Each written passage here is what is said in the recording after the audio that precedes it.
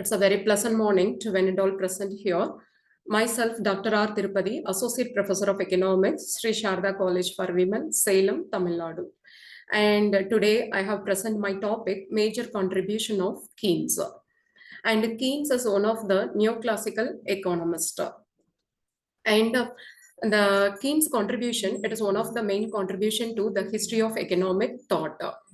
And Keynes economic ideas are the Keynes psychological law of consumption and a marginal efficiency of capital, and Keynes liquidity preference theory, saving and investment theory, and multiplier.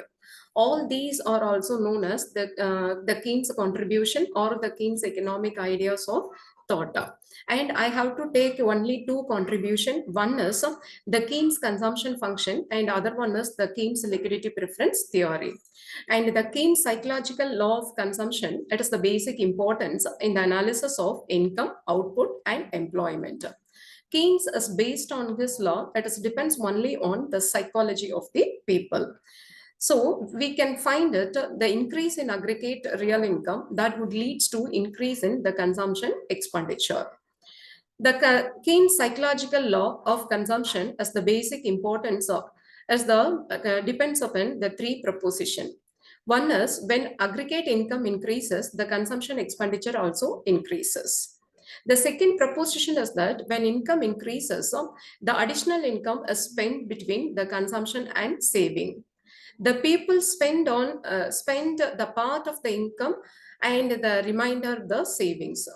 And third proposition is that the income increases, both the consumption and the saving also increasing, but the consumption is increases, it's less than proportionately. And next is Keynes psychological law of consumption. It is based upon the three assumptions. One is the propensity to consume is assumed to be stable. This is because of the only income changes, whereas in other variables like the price movement and income distribution and the growth of population, all these are also to be remains constant.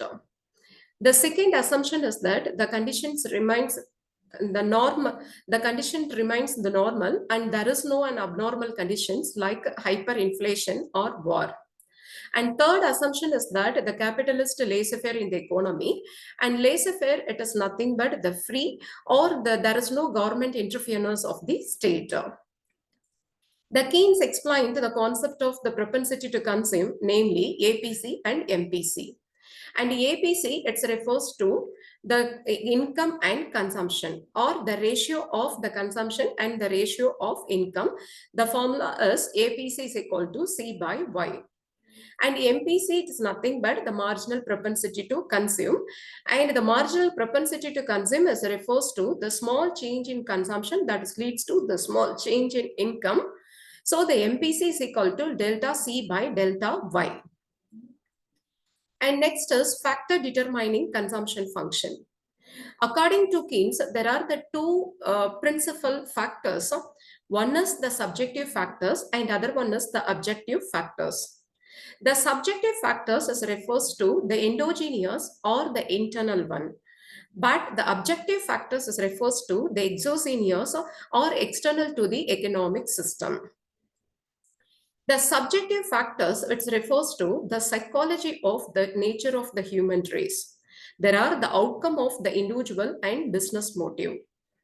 The individual motives are the desire to keep the reserve for emergency, and the desire to provide the old age and sickness, the desire to enjoy the enlarged future income, the desire to improve the standard of living, the desire to have the financial independence, and last one, the desire to do forward trading and speculation.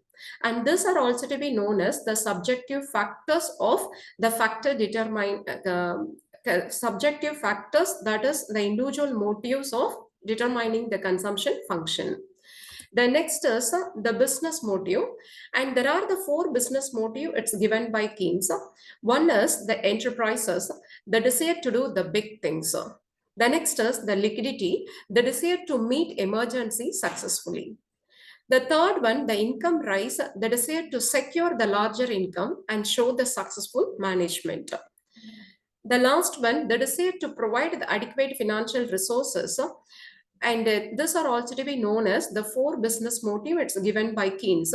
And these are also to be known as the subjective factors determining the consumption function. The next is the objective factors. And these are also to be known as the objective factors. One is change in the wage level. When the wage level is increases, that is leads to increasing the consumption expenditure. When the consumption function curve will shift upward. And when generally the wage level is increasing, the proportionate increase in the price level. Suppose the wage level is fall, the consumption also decreasing. So the consumption function curve will shift downward sloping. The next is windfall gains or losses. Windfall, it is nothing but unexpected gains. The unexpected gains will lead to increasing the consumption expenditure. And unexpected loss, it leads to reducing the consumption expenditure. So the consumption function curve will shift downward sloping. The next is change in the fiscal policy. The fiscal policy of the government is relating to taxation, public expenditure, public debt. All these affects the consumption in the economy. Generally, the taxation is increases and the consumption expenditure are also decreased to our economy. By the contrast, the progressive taxation on the public expenditure on welfare programs, the consumption also increasing, so the consumption function curve will shift upward by altering the distribution of income. The next is changes in the rate of interest. If the rate of interest are high, the liquidity asset will be increases. So the people, they want to invest more and saving is increases. Finally, the consumption is decreasing. On the other hand, the rate of interest is low. The people, they want to keep more cash as more profitable. So the people propensity to save is less and the consumption also increases. The next is distribution of income. The distribution of income is increases, that is leads to increasing the consumption expenditure. And suppose by the contrast of the disparity of income is increases, automatically the income goes up, the few capitalists, and the propensity to save is increasing and the propensity to consume is less. And next is volume of wealth. And the volume of wealth is increasing, the both individual and economy, automatically the consumption expenditure are also increasing. The next is the demographic factors. The demographic factors which depends on the size of the family, the level, the life cycle, and other one is residence and occupation. All these it affects the entire consumption in the country. And on the contrast, the other thing remaining the same, and larger the size of the family to spend more on the consumption. The next is terms of consumer credit. The easy availability of credit is possible, that is leads to increasing the propensity of the consumer goods or the consumption expenditure are also increasing. The next is the permanent income. And permanent income, it is also known as the normal income. And the family expenditure on consumption is mainly determined not only on current income, but also known as the permanent income. So the consumption will be more or else the consumption will be less. And these are also to be known as the Keynes psychological law of consumption. The next is the liquidity preference theory. The Keynes propounded the liquidity preference theory to explain the rate of interest. The Keynes theory of rate of interest is a purely the monetary phenomenon. It is determined purely by the demand for money and the supply of money. It is called the demand for money as liquidity preference. And according to Keynes, theory of rate of interest is the reward for accepting the bonds and securities. And next, the demand for money for current transaction by household and firms. The former need cash to bridge the gap between the income and expenditure. The household have to keep cash as more to meet their daily needs. But the people, the wage are paid weekly or monthly, but the part of the amount to be spent only on the day-to-day activities. So this amount, it is depends upon the size of the income, method of expenditure, and the time interval after which the income is received. And this is called known as the income motive. And next one is the business motive. And business motive, it refers to the needs of the firm to keep cash in order to meet their current needs, like the payment of wages, purchase of new raw material, transport charges, and others, etc. So the demand for money by firms, it is depends only on the level of income and level of business activity and so on. So the transaction demand for money, it can be given in this following formula. M1 is equal to F of Y. And M1, it is nothing but the transaction demand for money, and F of Y, it is the function of income. And the relationship between the income and the transaction demand for money, it can be explained in the following figure. And O-x-axis, it has been represent income, and O-y-axis, it has been represent the transaction demand for money. Suppose the income level is Y1 and the transaction demand for money is M1. The income is increased Y1 to Y2 and the transaction demand for money also increases M1 to M2. So the transaction demand for money and the income, it's the direct and proportionate relationship. The next is the transaction demand for money is interest inelastic. The people, they cannot be invest in the long period because the rate of interest is high, the liquidity will be low. The people, they want to invest only in the short period because the rate of interest is low, the liquidity will be increases. And in other words, the transaction demand for money will be interest elastic at the highest rate of interest. And the relationship between the transaction demand for money and the rate of interest, it can be explained in the following formula.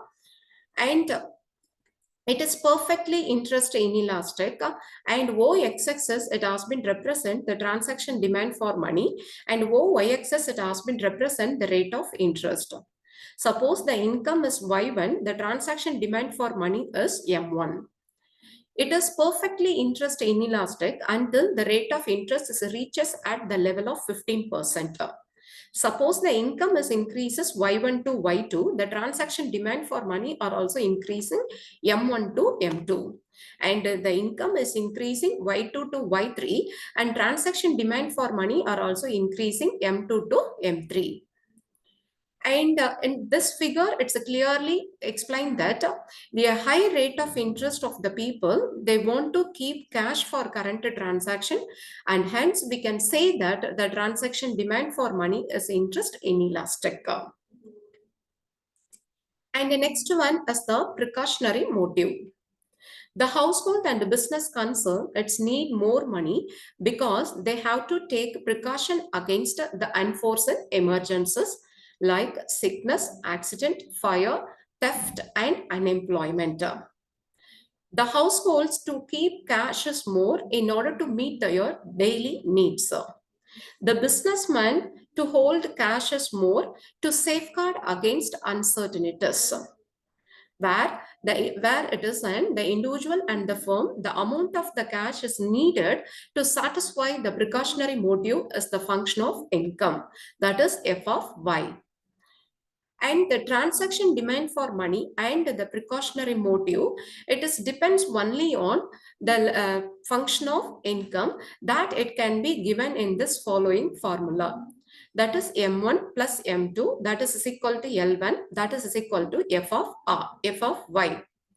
And M1 and M2, it is nothing but the transaction demand for money, and L1, it is nothing but the precautionary motive, and F of Y, it is nothing but the function of income. And third one is the speculative motive. The third and the most important motive is the speculative demand for money. The people keep cash because they want to take advantage of the changes in the price of bonds and securities. If the people expect the price of bonds and securities to rise, they will be purchases more. Suppose the people expect the price of bonds and securities will be less and the rate of interest will be low. And the rate of interest is inversely related with the price of bonds and securities. Suppose the rate of interest is high, the price of bonds and securities will be reduces. On the other hand, the rate of interest is low, the price of bonds and securities will be high. So the speculative demand for money, it can be explained in the following formula. L2 is equal to F of R. And L2, it is nothing but the speculative demand for money, and F of R, it's expected rate of interest.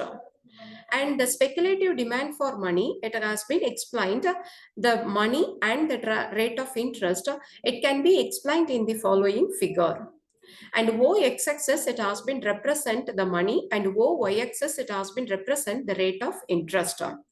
Suppose the higher the rate of interest, that is the R3 level, and the people they want to keep cash as the OM1 money or income, the liquidity preference will be reduces. Suppose the rate of interest is reducing R3 to R2 and the demand for money or the people they want to keep cash. So the demand for money is increasing OM1 to M2 and the liquidity will be increases. So the liquidity is increasing, the liquidity preference curve will shift the rightward direction. And the next is the criticism. And the Keynes liquidity preference theory, it has been criticized by the following grounds. And one is Professor Hazlitt, the Keynesian liquidity preference theory is only the monetary theory and does not consider the real factors like thrift, marginal productivity of capital, and saving. Therefore, the Keynes theory, it is the one-sided theory. And next one, the Keynes says that their interest is the reward for money, but Robertson says that the terms money in this theory is too general. And third one, the Keynes theory of rate of interest is the reward for parting with liquidity.